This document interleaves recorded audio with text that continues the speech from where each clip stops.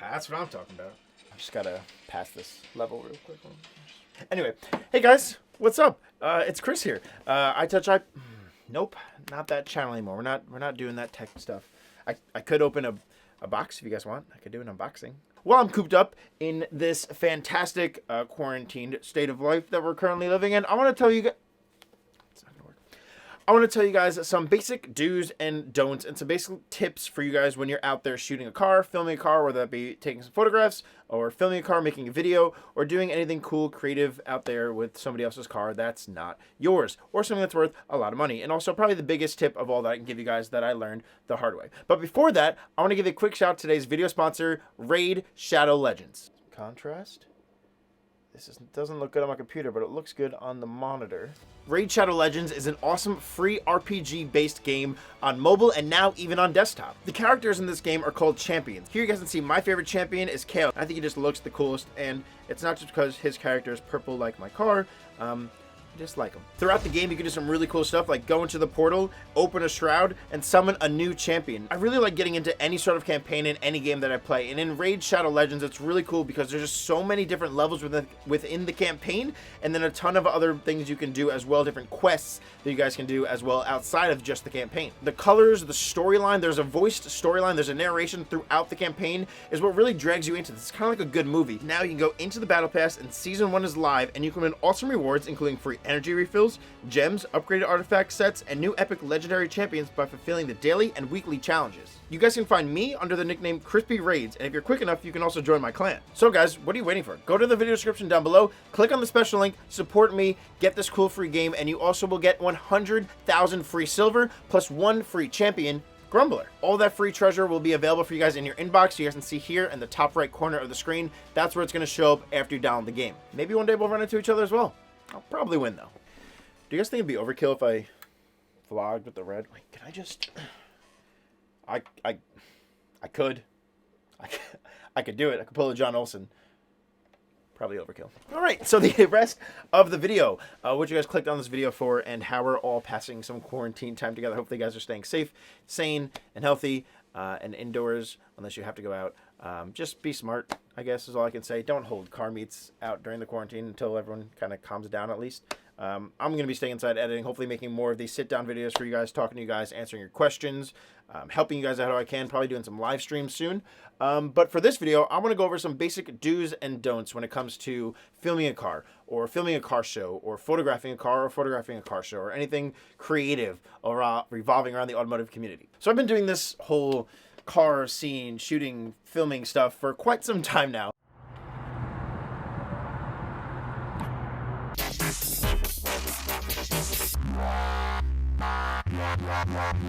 I've been doing this whole YouTube thing for quite some time now, interacting with people, and just learning a lot throughout the way. So I'm not perfect by any means. I don't know everything. I'm not the end-all, be-all stance video god that you should look up to, but I'm still somebody who's learning, who has looked up to some of my other friends and still learning along the way, and just progressively getting better, I think, and learning over time. And that's the same thing you guys should do, and hopefully that's what this video will allow you guys to do as well. So just take this at face value of just, is that saying?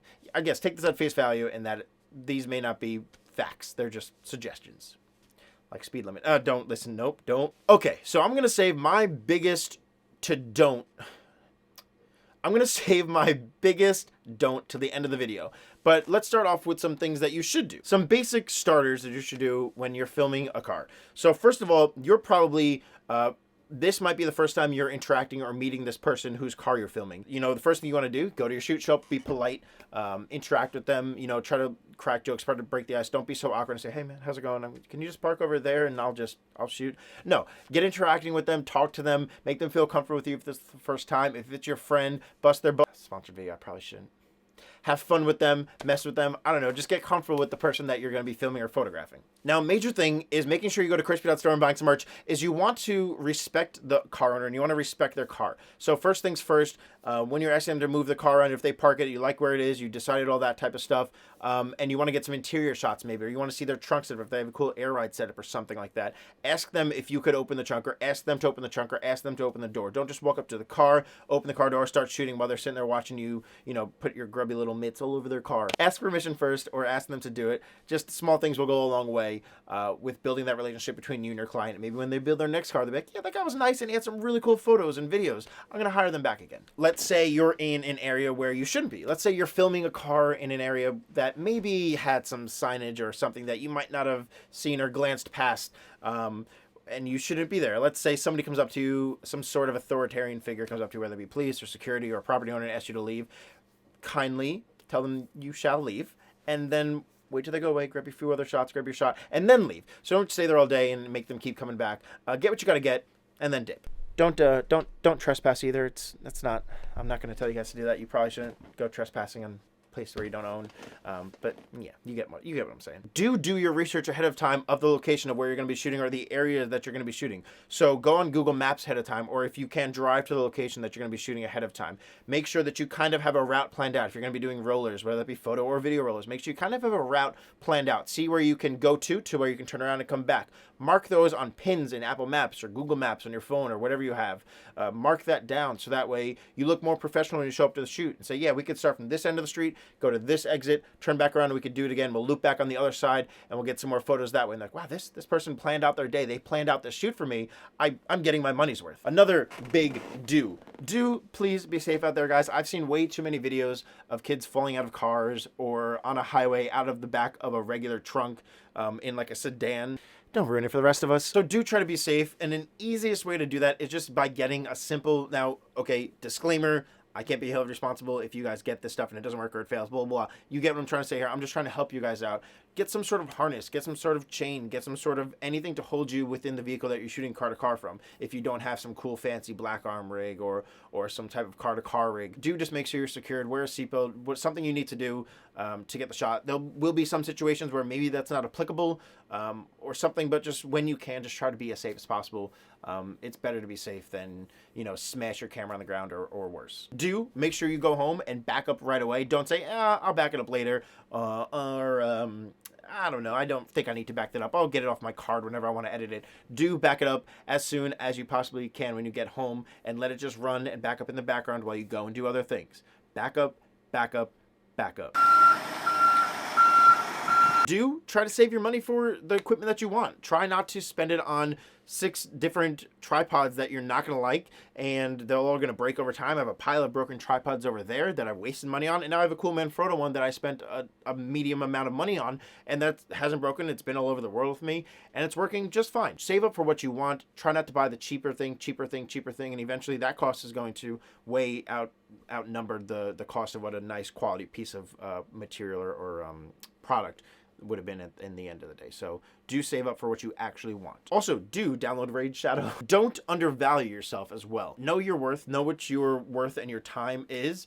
If someone's trying to lowball you, stick to your guns, stick to your price. There's always going to be different potential customers or clients out there that you guys can work with to film their car, to photograph their car. Stick to your price, stick to your guns. If the person wants you, they want you to film their car, they want you to photograph their car or their car show, stick to your price. If you come down, they're going to tell somebody else that, yeah, he came down $500 for me. You could ask him to do the same. You'll never be able to get back to where you were. Also, price yourself, moderately where you think you should be. Don't overprice yourself at the same time, because then that also looks bad. Just value yourself for what you believe your time is worth. Do practice. Go out there and film videos for free. Don't always feel like you need to wait for a paid job to come in. Go make something cool out there of your own car. Maybe it's a stock car. Show people what you're capable of doing, and maybe that can attract you new clients. Do learn from your friends. Don't exactly copy pasta from your friends or peers or anybody else out there on the internet. They may not be your friend, but hopefully one day they will be. Maybe it's somebody you look up to, maybe one day you'll know them and they will be a friend. So do that. Don't copy pasta exactly their work. And what I mean by that is, growing up, I looked up to other filmers and I watched other automotive filmers' videos that they made and kind of took the ideas. I saw what they were doing. I kind of tried to implement those into my own work lifestyle and my own videos that I created. And then eventually down the line, that warped kind of into my own style. Like, I watched Halcyon. I watched Mike Cozile before. Links down in the video description. Make sure you show the guys some love. I watched their videos before. I watched them film in person at car shows. And I kind of saw what they were doing. I kind of mimicked their style. I kind of mimicked what they were doing. Some moves maybe, or some equipment that they were using, some tools, whether that be sliders or whatever. And I kind of took that and eventually morphed it into my own style. That's kind of one of the bigger things that people ask, like, how did I get started? I got started, obviously, you guys, if you remember iTouch iPods or Combative Airsoft, I got started making that stuff. But automotive stuff, I watched, like I said, Halcyon and Mike Cozio make videos and watch their videos. Like, I want to make stuff like that. Like, that's cool. To the biggest don't, the biggest word of advice I can give you guys at this point in time. There might be other things that are on this level, but right now, this is what I want to get across to you guys that I constantly see happening. And right now, hopefully you're not out traveling a bunch on gigs. I know it sucks for me. A bunch of my gigs have gotten canceled because of the scenario that's going on in the outside world right now with COVID-19 and all that type of stuff. But if you are traveling and you do have a lot of expensive camera gear on you, stuff that you saved up for a long time, you saved up and didn't buy all the crappy gear, you saved up and got exactly what you wanted and what you deserve, don't leave that equipment in your vehicle, in your rental car, in your van, in your backpack, in your car, in your case, in your car when you go somewhere to eat. You go in somewhere to use the bathroom. You go in somewhere for an extended period of time. Don't leave your stuff in your car. That is the biggest thing I can give you as the biggest piece of advice, because it can all be gone. How much is gone? Wait, let's get pictures first. Everything. Like that, and someone else will have all your stuff. They'll have all your footage from the day that you'll probably never see again, and you have nothing, and you have to start from scratch. And that sucks. Yes, I know from personal experience. You guys remember, if you're new to the channel, I think a year or two ago, all my stuff got stolen when my entire team left all the production equipment in the van as we went into a restaurant to eat with the client. Now, we all went in there, presuming nothing, parked close to the door, thinking, oh, yeah, that's safe. We parked close to the door. We'll be fine. We parked under a light. We'll be fine. No one's going to steal from that. Come back out and everything's gone, if you guys remember that. That was not a fun time. Not only did we lose all the equipment that we saved up for and had for the longest time and is our way of making money, we lost all the footage from that day as well. Biggest thing, I don't care if you're thinking I'm just going to go inside for 5 minutes, I'm going to run into my friend's house and leave my backpack after I just got off this shoot, or I just bought this new piece of equipment. I'm just going to leave it inside. I'll run inside. Just bring it in with you. I can't tell you guys how many times past that incident I brought my entire gimbal setup into a restaurant and set it down at the chair next to me or on the floor between my feet or wherever it needed to be. My backpack with my red in it, my lenses, my backup camera, my vlog camera, all the filters that I use and everything like that. I'll go over that in another video. I brought all of that inside with me constantly. And whether it looks stupid, whether you're walking in a restaurant, hold on. You're walking in a restaurant and you're squeezing by the tables with your gimbal and you're trying to find your seat at the table and you got to work this down to the floor and then you could enjoy your meal. So what? So be it. Just have that be what happens because you know where your stuff is. You know where your value equipment is, where your time and hard-earned money spent into equipment is, and you know it's safe because your eyes are on it. If you leave the table to say to your friend, hey, can you just watch this for a second? Whatever it is, guys, that is the biggest do and or don't, whatever you guys want to consider it, that I can give you guys. The biggest piece of advice is just always have your eyes on your equipment.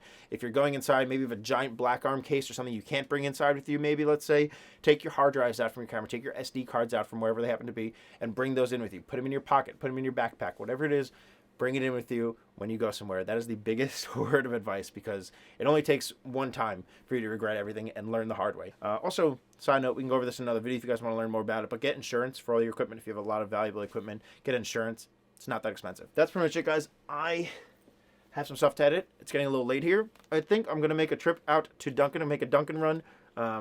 Keep me up at night, get some coffee. But yeah, hopefully you guys enjoyed that video. Fogging up.